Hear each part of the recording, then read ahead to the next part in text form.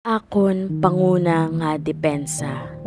Lugpayan sa iya mga kamot ako nabatyagan sa pagkabunag ko sa kalibutan. Una nga hibi ang labi na nga nabatian, apang iya na nga dako nga kasadyahan.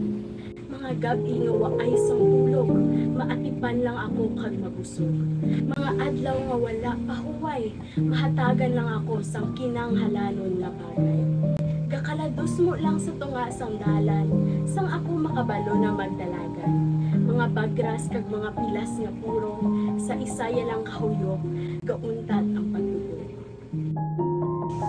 Bisan sige-sige lang pasaway, pagbungol-bungol kag pagusto sa pagliway, iyagid ako ginapagtulunan, ginapaalalahanan nga magbati kag magtuman sa amon mga ginikanan.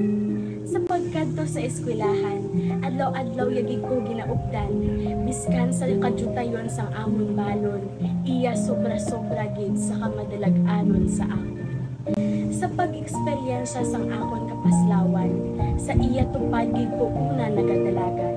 Waay gid ko gintalikdan apang ako iya ginbuligan, maningkamot liwat para sa kadalagan. Sa pag-abot sang akon handom sa gwa sang balwa, ako damo gid may nakilala. Abi ko sang una, masubo mabulag sa pamilya. Pero ako may kalinong kag mabaskog nga pagpanalig halin sa iya. Bisan ano kabugat sang amon personal nga ginadala, ang pagdinalok sa ang bulig waay gid sa paminsaro nila. Mga adlaw nga abi ko hindi ko nakaya. Ara sila gapaandam nga layo pa, pero layo na ta. Sa aton pagtubang sa hinalaan nga pagsulay sa kalibutan, kamo lang gid akon matuod-tuod nga masaligan. Sa kapagsig kag sa katamlayan nga mga tinigon, kaupod kita sa kada pagtigayon. Kaabyan manang nanay, inyong presensya dako gid nga bugay. Tani tubtob sa katapusan, ara kamo gihapon, magahatag pagpanalipod para sa akon. May magaabot man kag magahalin, kamo lang gusto ko magpabilin.